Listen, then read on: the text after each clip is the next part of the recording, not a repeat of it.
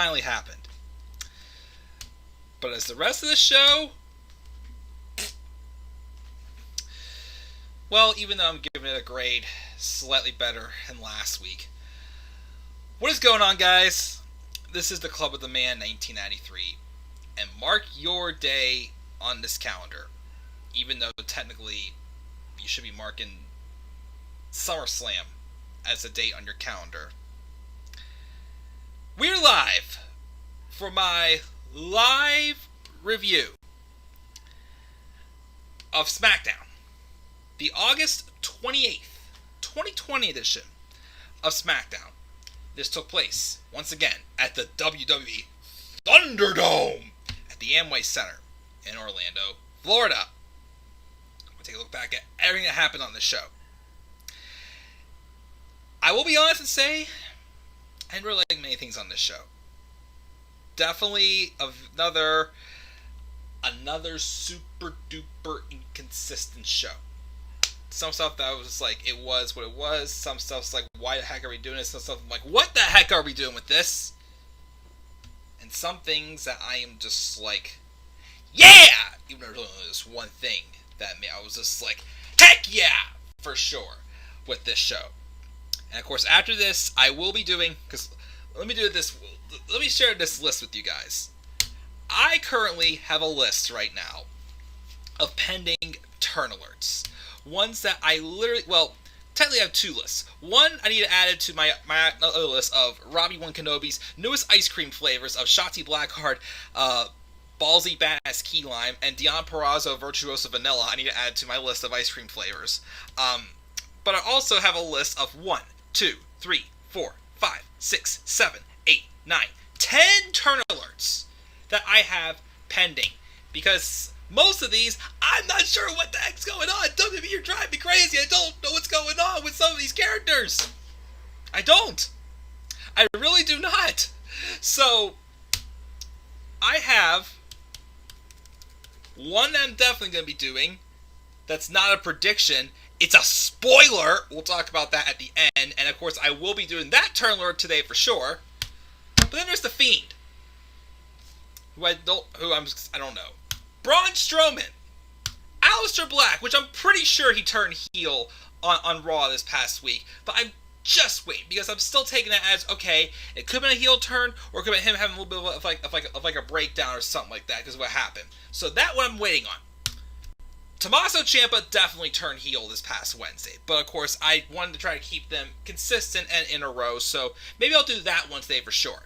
Shayna Baszler is being positioned as a babyface right now, but I'm not sure if it's a long-term thing, so that's why I'm not doing that one yet. Same with Jessamyn Duke and Marina Shafir. Nia Jax, that better be just for this match on Sunday and not a long-term thing, because, who the hell wants to cheer Nia Jax? And Alexa Bliss. Now, based off what happened on this show, I don't know for sure what's going on either. So at least two of those are going to be cleared off this list after this, that I will be doing turn alerts for. But anyways, SmackDown. This week's episode was just like last week's. A very back and forth, inconsistent show. Not too many things that really interest me. Except for what happened at the very end. That was the only reason I was super excited about this SmackDown. And I'm about to say, WWE, about time. Is it that bad? We'll have to wait and see, though. So let's check the live chat first before we go live. We have Lauren in the live chat. Let me see here. SmackDown was actually decent. She gave it a 7.5 out of 10. It looks like 3 heel turns happened. We'll see again. There's definitely 2 turn alerts coming for sure. Sami Zayn's still a heel. Payback predictions. I'm doing my payback preview and predictions later on tonight. I will be doing those then. Bayley and Sasha feud Survivor Series. It's coming. Still can't believe. We'll talk about that. Bray. Okay, Bray. I'm not sure. I'll explain why. I was close to saying so, but yes. Jeff versus Zayn is interesting. Why is Ciampa a heel again? He beat the holy heck out of Jake Atlas on NXT this past week. And yeah, he back to being the Sicilian psychopath for sure. Can't believe Nia is being the face in a tag title feud, and again, it makes no sense. Not gonna go off that rant again like I did my Raw review. Not gonna go off of that rant again. What's up, T and Couponer? She doesn't like the virtual fans.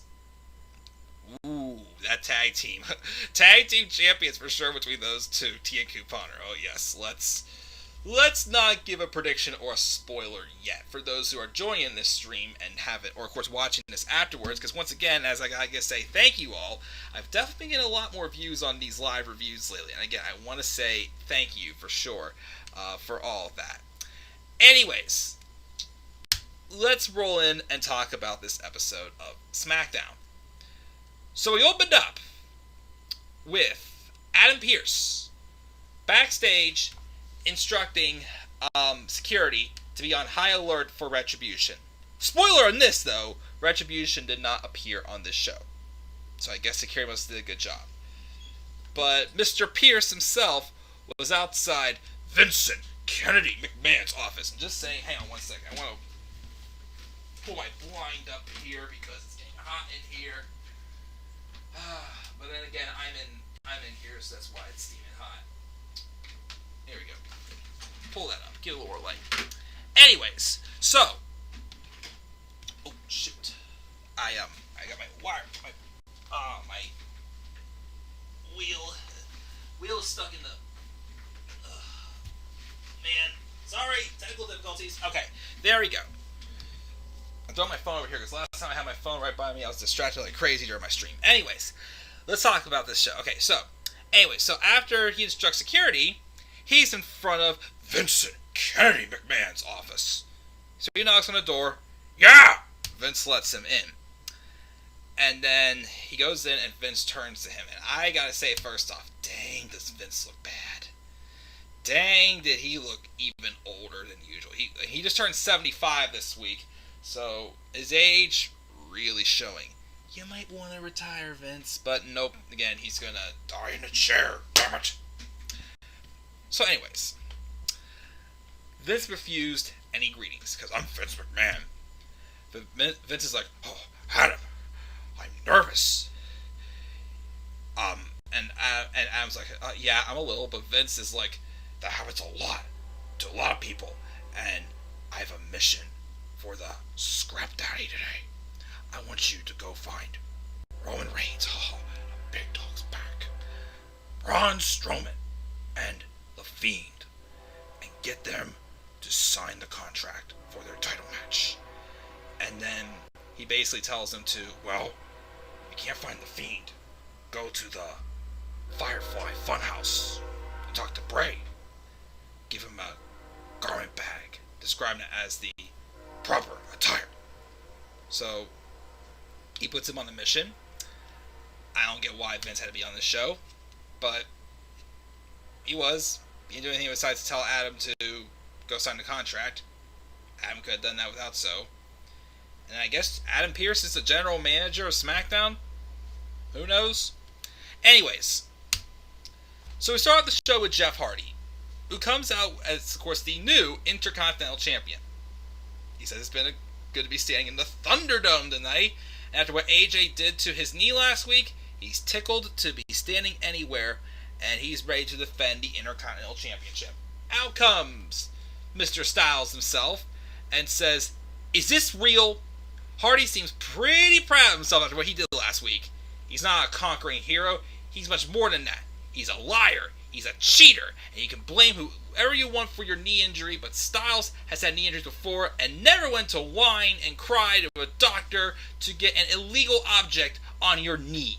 He accuses Jeff of having a plan and says he knows exactly what he was going to do with that object, and he clearly had him beat with the Styles Clash until Hardy kicked him in the face with the brace. Hardy knows how to play the system, because the same doctor won't medically clear AJ to compete tonight, and that's Jeff's fault. And Jeff said, well, I was going to issue an open challenge to anyone but you anyways, but then Styles was like this pissed off, yelling about the system until Jeff decks him with the right hand. He's like, oh, how dare you hit my my face and whatnot, that's the same spot. paper, this is a good feud, Jeff Hardy and AJ Styles, but again, I've heard the rumors that Vince apparently scrapped the plans how many times. I guess the whole piss thing with the phenomenal intercontinental statistician, whatever the heck they were calling Joseph Parks, the other few weeks is out. I've heard that Vince has been very back and forth about who he wants, about the direction he wants to go for the AJ Styles and Jeff Hardy storyline. So really, it's the best you got. AJ's bitching over a knee brace.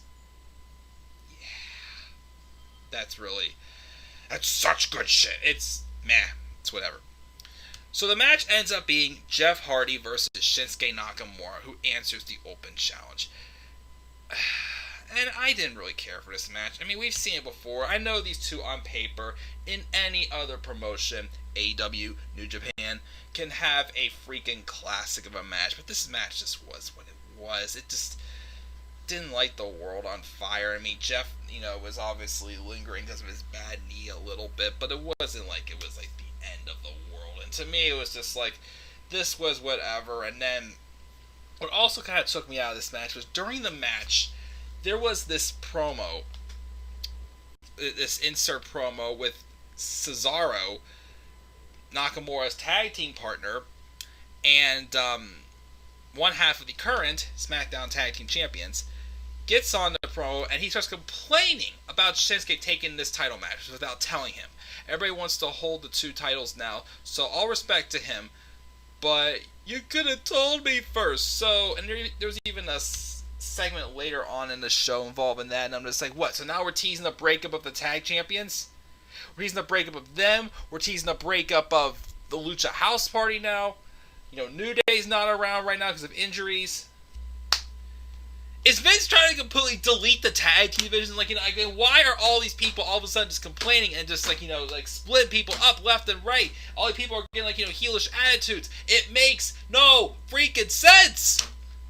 So Jeff Hardy retains over Styles. Over Nakamura.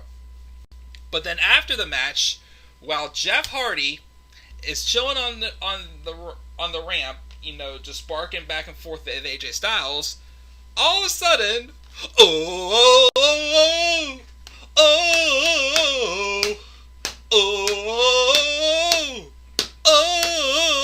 let's go! Sammy, it's good to see you again, buddy! Yep, Sami Zayn has returned. The first time we've seen him since his match at WrestleMania with Daniel Bryan for the Intercontinental Championship, which, again, I will say that match disappointed me. Because they were acting like Sami Zayn cannot even make a maneuver or wrestle. He's a freaking manager. But hopefully after what we saw tonight, that will change. But Sami Zayn is back, still being the goofy heel he is, the comedy act he is. But I must ask this important question. I'm talking to you straightforward, Sammy. This has nothing to do with the show. This has to do with just you personally. Have you had a haircut? Literally, Sami Zayn's hair looks like he hasn't had a haircut since the pandemic. It looks longer than it was the last time he was on TV. I'm used to seeing the Sami Zayn with, no hair at all, buzz cut, nearly bald. That's the Sami Zayn I always remembered seeing. Now, he freaking he's literally like a goat-faced Daniel Bryan. Another Daniel Bryan hairstyle and whatnot and everything, with the beard and everything. I'm just like, Sammy, you need a haircut there, buddy. Good to see you again, but need a haircut. But anyways, Sammy comes out with the Intercontinental Championship. That's right, because remember how, Jordan Devlin has not been able to compete because of the pandemic, but they didn't pull the Cruiserweight Championship off of him. They made an interim Cruiserweight Championship tournament and gave it to Santos Escobar. He's the interim Cruiserweight Champion. Yeah. Why did they have to take the title off of Sami Zayn? Even though Sami Zayn's coming back still with a title. So I'm like, okay, dig that. So he comes out, and he says he never lost the title. He calls Hardy a fraud and says he's the real champ. And he lays him out with a haluva kick. So I don't know if we're going to be getting Jeff Hardy, AJ Styles, and Sami Zayn at Payback or at Clash of Champions. Again, I haven't read if any more matches got added to the card before that triple threat. I'm for Jeff Hardy and AJ Styles in a rematch. I also wouldn't mind seeing Jeff Hardy versus Sami Zayn, with Sami Zayn actually wrestling the match. Actually letting him wrestle and not just act like a freaking manager who can't wrestle. That's what I'm hoping we get this time. Sami Zayn actually wrestling. If so, could be in store for some good stuff. So, yep, Sami Zayn is back. And then backstage afterwards, Sami's walking around just so happy as a clam, rolls up to an interviewer. He says he's all about righting the wrongs, and what is wrong around here is Jeff Hardy and AJ Styles pretending to be the champion when she won the title fair and square in March and defended successfully at WrestleMania and never lost it. He says he has many perfect, valid reasons to not defend the title for months, and he's from Quebec, a man of the world, a true Intercontinental Champion. So, okay, that's the best way to try to cover it up, whatever. So then we had, I actually like this segment. Another Firefly Funhouse segment. So, we have Bray Wyatt at the Firefly Funhouse. Comes through the door and waves at everybody. Hi, everybody! And gives a big introduction. He says it's so good to be home with all of his friends. And he has an exchange with Huskus, who also Vince said he really likes Huskus in his little, random segment at the beginning of the show. But he claims the internet is rotting the pig's brain. But he can't help but think, but that something is missing. But what? Ta-da! It's the Universal Championship. It's back home, and of course he's back where he should have been for months. I should have been returning to YouTube with the Fiend Bray Wyatt as in my SmackDown graphic. Instead, he dropped it to Goldberg. He should have never dropped it to Goldberg in the first place. But of course, that's probably going to change. We'll talk about that in my payback predictions. But then he gets all serious. He goes, Roman, it's been a really long time. It's really good to see you again. Ding dong, doorbell rings. And he answers it. And it was Adam Pearce dressed as a postal worker. And Bray Wyatt calls him Postal Pierce. And I'm just like, it fits, it rolls. So Pierce comes in and asks him to sign the contract. But Bray says, why should I sign it? Because the Fiend should be signing it. But Adam says, there's some kind of connection between you and him. And then he's like, you're right. There it is. And it starts flashing with stuff, the Fiend. But Bray just gets all happy and goes, I'll sign it. And he hopes that Braun and Roman know what they're getting themselves into. And he's all excited. He says, I'm all excited that those two are going to be signing a couple of death warrants. And then Postal Pierce leaves. And then he turns around, stares at us with a serious look, goes, bye! Bye, everybody! See you soon! Postal Pierce. It was a fun episode of the Firefly Funhouse. But of course, enjoy while it lasts, because again, it's going to end again for the Fiend. But this time at least, it'll be for a good reason. A good reason, as I'm predicting. Is that a prediction or is that a spoiler? Getting too far ahead of myself there. So then, we've got Matt Riddle coming out. And the CGI effects, whatever it is, had spinning flip-flops. I'm like, oh goodness. It just scares me you're going to make a mockery out of him being the bro and a guy walking around in flip-flops and wrestling bare feet. I'm like, oh boy.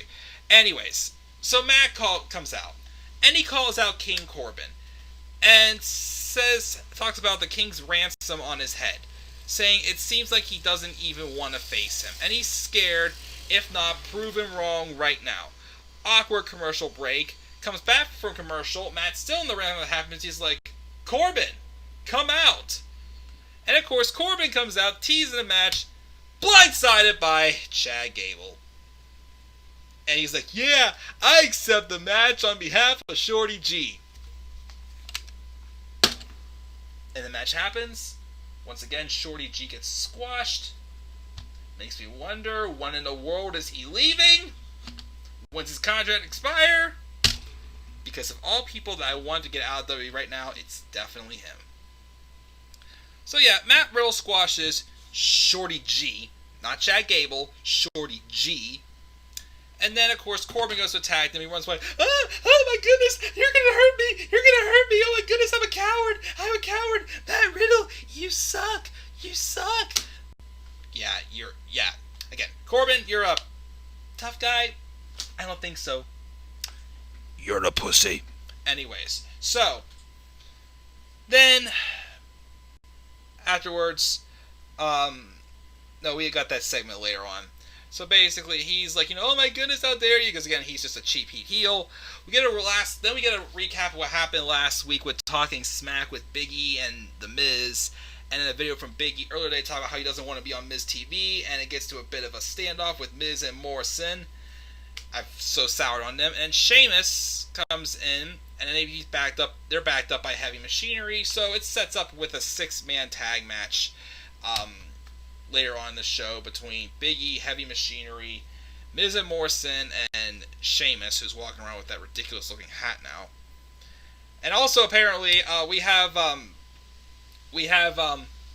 we'll get to that in a second. Let's check the live chat first and see what we've got in the live chat. A lot of things in the live chat. Oh yeah, I forgot to mention also. So that Firefly Funhouse segment led me to believe that Bray may be a babyface. But there's a big but. Gets that shortly. With Roman. Oh, sorry.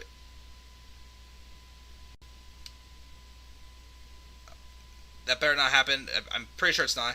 Imagine Lesnar turning face and Roman being the yes for sure. Payback is way too soon. I would like to have a Reigns and Bryan feud now that I'm getting behind. Yeah, technically, if you're watching AEW, 3 pay-per-views in 3 weeks. Definitely a lot. Braun and Alexa being a heel couple. She still thinks if we could turn Roman heel, why not Cena? Very true. She'll do her prediction tomorrow. Mickey and Natty, yeah. I'll get to my predictions later. Of course, we all do, Lauren. Bayley needs to lose the title to Sasha. If WWE let Bray just have that title and have Roman defeat him, that's effed up, to be honest. He still does my impressions, thank you. WWE doing Mickey, Bray, and Sasha dirty, as always. Yeah, if Zayn actually would defeat Jeff Hardy in an actual wrestling match that he wrestles, unlike we did at WrestleMania against Daniel Bryan, then, cool with me. I'm cool with Zayn winning. Cesaro and Nakamura splitting. They're splitting everybody up these days. Who the heck knows? Hey, what's up, Charlie Kelly? It's been a while. I'm not too bad. Why was Big E tagging with Heavy Machinery? Where was Kofi and Xavier? Again, Kofi's out injured. And Xavier's been out with an injury. Did you get that meet and greet info on Mandy Rhodes? I gotta look into it more, but maybe I'll do it. Otis should cash in on Roman or Drew. That'd be interesting. Oh, at this point, Otis needs to cash in on Roman. Otis cashing in on Roman at this point with what Roman's got going for him, that would be awesome for Otis. But of course, not yet. I don't think it's coming yet. Build Otis up a little bit more, I would say. Do a little more, because he hasn't done much of Mr. Money in the Bank. But Otis cashing on Roman. And that would be awesome. You want to make a big baby face immediately, have him cash in on Roman. And it is also confirmed that, yep, it is. Oh yes, I faint. Although, my friend Joe, if you watch this, yeah, I'm talking about you, showed me pictures reminding him a couple years ago he met Paige at some bar right here in Pittsburgh. And guess what? She put her arm around him. And I'm like, you little... Jealous. But yeah, if I met Mandy Rose, I was so hoping I would end up in her line for the, at WrestleMania Access last year. Unfortunately, I did not. But it's got to be Andrade, Cedric, and, Jimmy Hart, which was a good trio, I think. WWE could be pranking us. No, hopefully not. But don't say that. Don't say that, Lauren. Don't say that. No updates on Hall of Fame yet. Retribution. I think it's time we finally get revealed of names who's actually a part of that stable. Because now it's turning a little old me, and I'm just afraid it's going to be the next Nexus. That's my thoughts on Retribution. Multitasking, watching Harry Potter weekend, and chatting about WWE. Hey, Harry Potter! Can't go wrong with Harry Potter. Again, of course, with how busy I've been, with a lot of wrestling stuff, with 3 weeks of pay-per-views in a row, I will get back to my Harry Potter Let's Play, I promise. I do agree Retribution start revealing themselves. Ronda Rousey and Retribution? It would work, to be honest. Yes, I am glad Wade's back, but I think he's just going to be now sticking to commentary in NXT, but I am glad he's back. I'm not sure what Renee is going to do. Maybe. Fiend versus Braun versus Roman is a brutal match. I'm doing live reactions for that on Sunday. Retribution is like a minor version of the Nexus and S.H.I.E.L.D. combined. True. Is Roman a leader of Retribution? His t-shirt says wreck everyone and leave, and Retribution has done exactly that. That's what we're all wondering. Again, maybe we'll be waiting until Retribution to get that revealed. We'll see. So Payback, I'm sorry. We've already seen Braun versus Reigns versus... We have? I'm not sure. Yeah, Joe's lost my commentary. I don't think Roman is the leader. Could be a woman. Who knows? Seth and Murphy may have something to do with them. I've heard rumors about that. Yes, I've had rumors, which I can get behind that. Also, I think it would definitely, since Austin Theory, again, for those of you who haven't heard, Austin Theory is officially back in NXT, so he's not coming back to be a part of Seth's stable. So it would play more on Seth's gimmick with him being the Monday Night Messiah. Also, if Roman was running it on SmackDown, Seth on Raw, it would work for me. We should all get together, do a live about music movies, possibly. Murphy will turn on Rollins. She's going to go watch Deathly Hallows Part 1. Nice. Hope you have fun, Lauren. Alright, so we got all that. Let's roll now into the second half of SmackDown. Thank you for that. All that stuff in the live chat, though, guys, and for the views as well, and for the likes and all the love and support.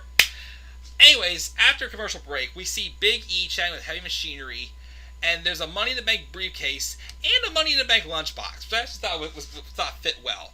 Which will point out the food, and there's salami, which of course works well for Heavy Machinery because steaks and weights, Tucky, steaks and weights. Until Bayley and Sasha roll up and make fun of them for playing with their meat, and also for Big E for saying he can't be more than a tag team champion. Poor Big E. They come out. Well, first, before they go out, we have Adam Pearce knocking on Roman's door. He wants to get him to sign a contract. Nobody answers. Uh-oh. Then there's King Corbin backstage. Matt Riddle's being a big meanie to me, but I'm gonna beat him up on Sunday in so many colorful ways, and I'll prove that he doesn't belong on SmackDown, because Matt Riddle, you suck! Compared to, of course, what he does. Again, literally. Undertaker, I got one more thing to tell you. Ready? You suck! Thinks he's so tough. You suck, Corbin! You suck! Anyways. So, Sasha and Bayley come out. And no, we did not start off with Corey Graves going, "Are you guys splitting up?" As, just out of the blue, it made no sense why I asked that. But anyways, so we had them come out. Bayley gets on a microphone. And this is one of the most difficult weeks of their careers. They had to defend both their titles at SummerSlam, and they had to defend the tag titles on Sunday. Lucky for them, they're the greatest tag champs in the world. She puts their tag team over and says things don't always go as planned. But she addresses Sasha's loss on Sunday. She's like, "I'm sorry, Sasha. It's all my fault. I never should have let you challenge Asuka for the title. But saw how she looked at her and wanted to join in the fun. But as her best friend, she should have known she's never successfully defended the Raw title." Which, of course, I was just like, okay, Bayley, you're asking for it now. It's coming, guys. It may finally be coming. Even though, again, I'd rather see Bayley as the face and Sasha as a heel, because I think Sasha is gold as a heel. Bayley can make it work. Sasha can make it work better as a heel, I think. So anyways, we have that. She goes, anyway, moving on. Because Sasha's wearing cow print paws, apparently. The tag titles represent their friendship. And on Sunday, they cannot lose. Sasha's like, I agree. I may not be 2 belts Banks anymore, but I know exactly who I am and what I stand for. And lucky for Bayley, she's still my best friend. Haha, yeah, that's not going to be happening much longer. and they're gonna do everything in their power to keep the titles. All of a sudden we get, ladies, apologize! Apologize! To me. So my friend was just texting me during that time, and he basically sent me a video of like 45 seconds of Michael Cole saying, "It's boss time!" Well, when Nia Jax comes on my TV screen, whether it's on Raw or SmackDown, it's vomit time. Yeah, Nia Jax and Sasha Banks, dear Lord, no.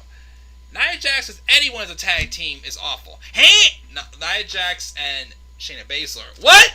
Yeah, that's right. In case you forgot, Nia Jax and Shayna Baszler were fighting, but then decided to team up and take out Bayley and Sasha Banks for the women's tag titles. There's absolutely nobody else for those freaking tag titles.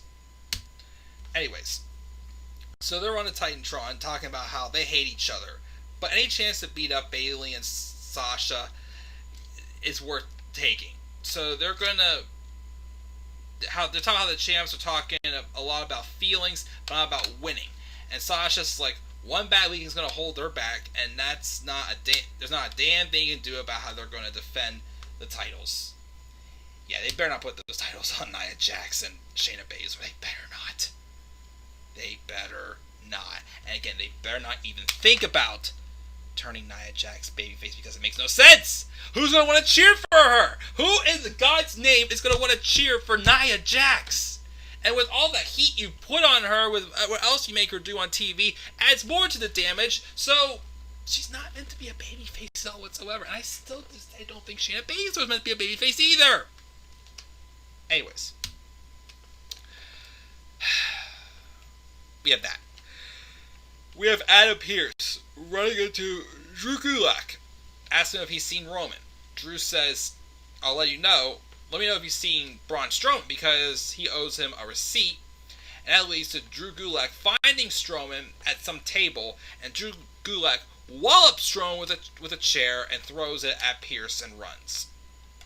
Strowman tells him the only way he signed the contract is if Adam Pearce gets that twerp Gulak out in the ring right now. Which we get that in a second. We then have Cesaro and Nakamura backstage saying, "We need more communication. I need you to be in my corner against Kalisto later." I'm like, oh gosh, again, they're already teasing a breakup between these two. But then here comes Smiling and Prowling, Sami Zayn. Again, Harry Sami Zayn with, again, freaking hair that I'm swear he hasn't cut in months. So he rolls up, is like, "Yeah, the band's back together!" But then Nakamura points out that it's been 4 months. He never called, and Sammy's like, "Yeah, I should have been, but I'm working on it." And Cesaro says not to apologize because his absence changed things for the better. They won the tag titles. And Sammy's like, this was his idea from the start, and sets his title down next to the tag titles, which Cesaro says they were having a private tag team conversation they like to finish. So we want you to go. And he's like, okay, I actually have to go because I got so much stuff to do. Probably not. Braun Strowman then squashes Drew Gulak. Again, is Braun Strowman a heel? In this triple threat match, we only know one person for certain is a heel. And that person is the last person I expect out of 3 of them for WWE to even turn. So I don't know what's going on with Braun Strowman. So he squashes Drew Gulak, and I don't care. And then Braun signs a contract. Then Lucha House Party getting ready for their match. And Kalisto says, "I've learned from Lindsay's mistakes last week. And I want him to stay in the back and see how it's done."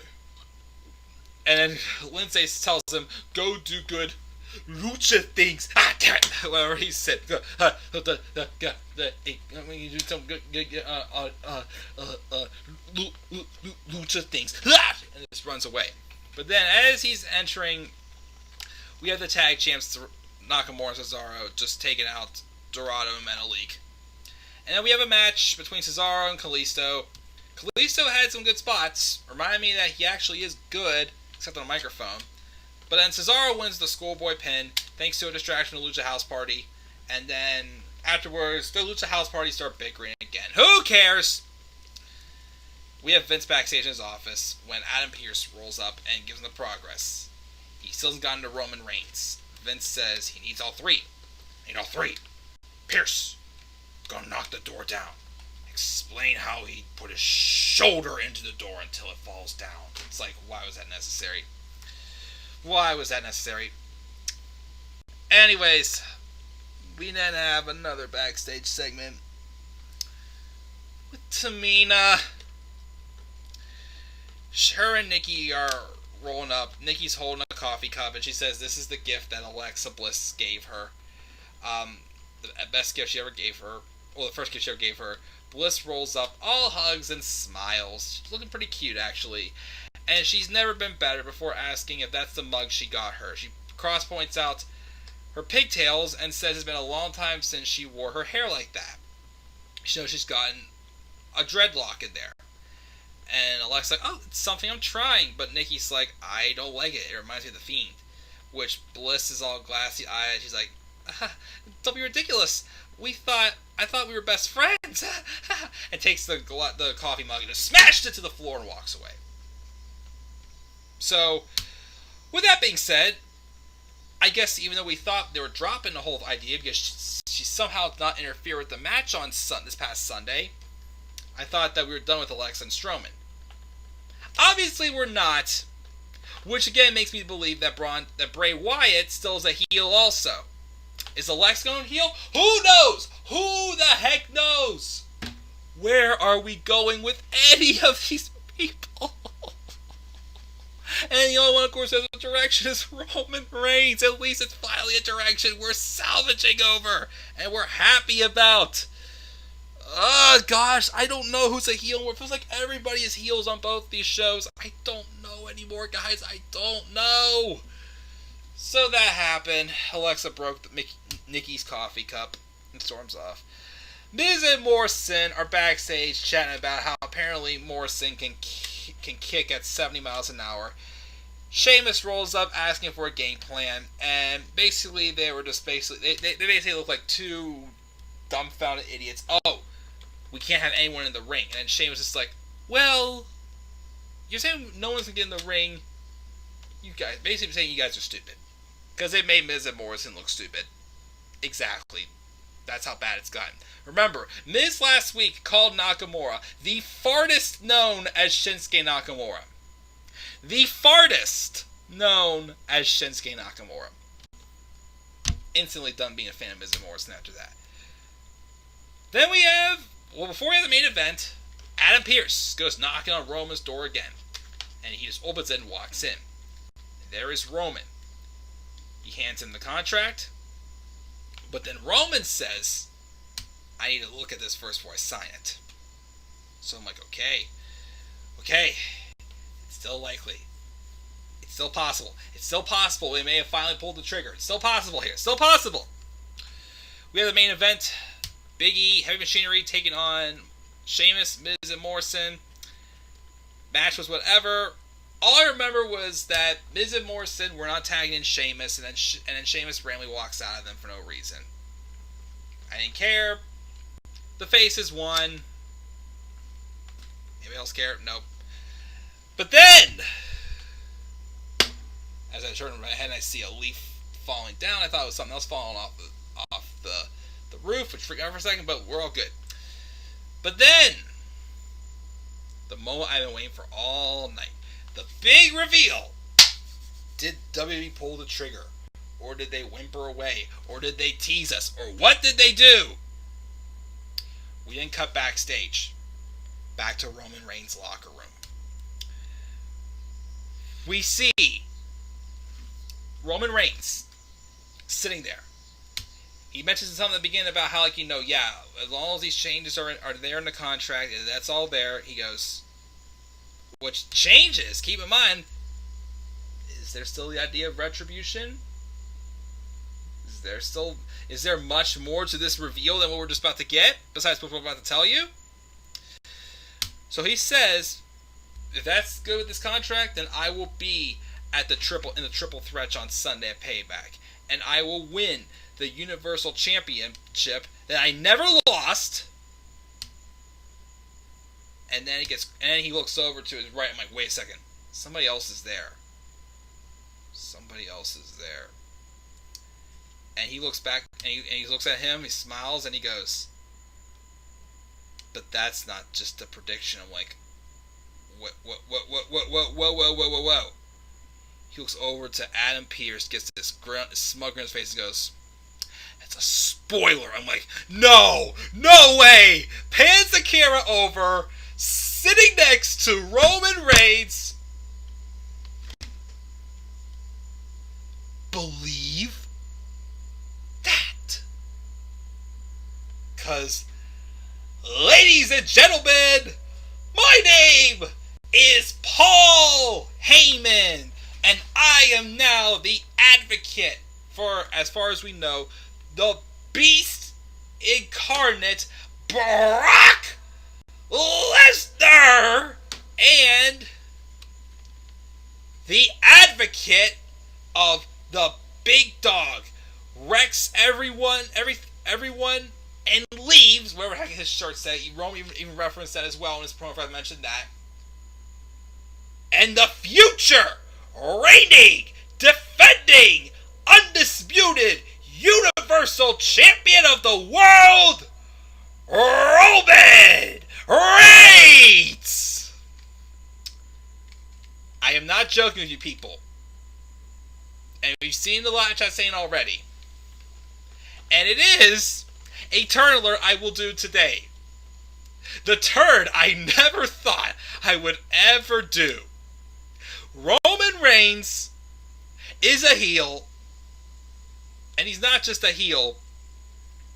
He's a Paul Heyman guy. Roman Reigns is a Paul Heyman guy. And remember, he said, like, right at the beginning of this segment about stuff being in the contract. So there could be more to this. Ooh, I popped. We all popped. WWE pulled the trigger. Roman Reigns is a heel, and he's a Paul Heyman guy. Let me repeat that one more time.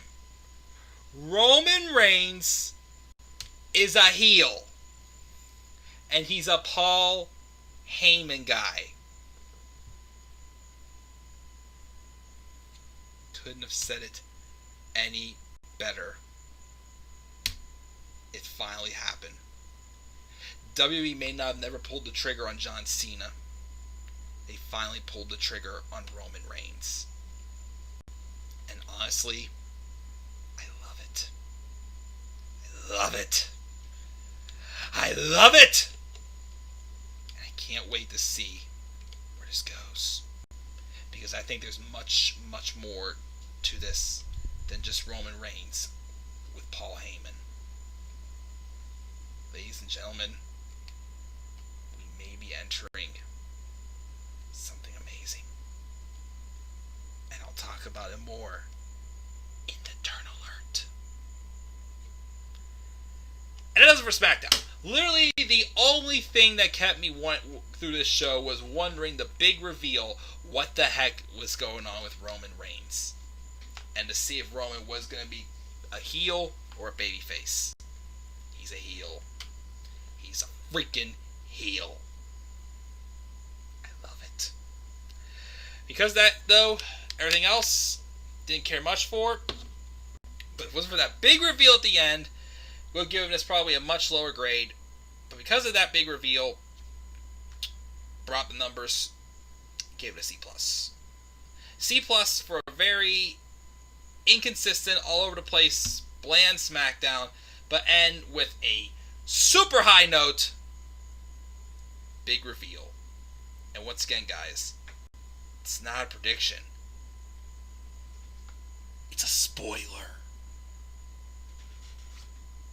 Let's check the live chat. Let's check the live chat where we see, yes, Charlie Kelly can finally say it. Roman Reigns is a freaking heel. Roman freaking Reigns is a heel. And please don't forget to hit that like button. If a split happens at the women's tag title match, so Nia and Baszler will win the tag titles. I hope not. What do you think of the ThunderDome? I like it. I know some people kind of pushing, the rules a little bit. And yes, there's some piped in noises a little bit.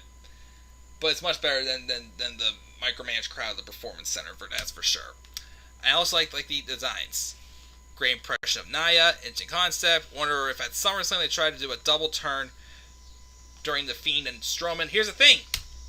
I still think Strowman's about to be a heel. But of course, without Roman being a heel, the Fiend, I think, would be a heel. But then they have this Alexa Bliss stuff, and it's driving me bananas! Getting into SmackDown, do you think Paul Heyman is building an army or a dangerous alliance? Retribution. It's possible. It's very possible. We'll talk about the order of my predictions. Do you think Brock will help Roman at Payback to win the Universal title? I wouldn't say Roman. I wouldn't say Brock would, but other people could. But that is a good question. But guys, that's going to do it. I gotta eat some dinner, take care of a couple other things, make the graphics, and I'll be back up here in a couple of hours to do my Payback preview and predictions, and also record 2 turn alerts. Tommaso Ciampa, Roman Reigns. Roman Reigns is getting a turn alert. I still cannot believe I'm saying that. Yes. Roman Reigns is a heel. I can lay back and sleep like a baby. That was my SmackDown review, guys. C+ for SmackDown. What are your thoughts on SmackDown? What are your thoughts on Roman Reigns finally being a heel? Which, of course, I'll give more of my thoughts with the turn alert. And what are your thoughts also on him being a Paul Heyman guy? I think there is more to the story with that. Leave your thoughts down in the comment section below. Slap a like on the video. Subscribe more content to my channel. And follow me on Twitter at DemandAirboy93. Till then, guys, I am out. Have a good rest of your day. I'll see you guys later on tonight for my review, for my preview and predictions for Payback. Till then, guys, have a great night. Peace out, everybody.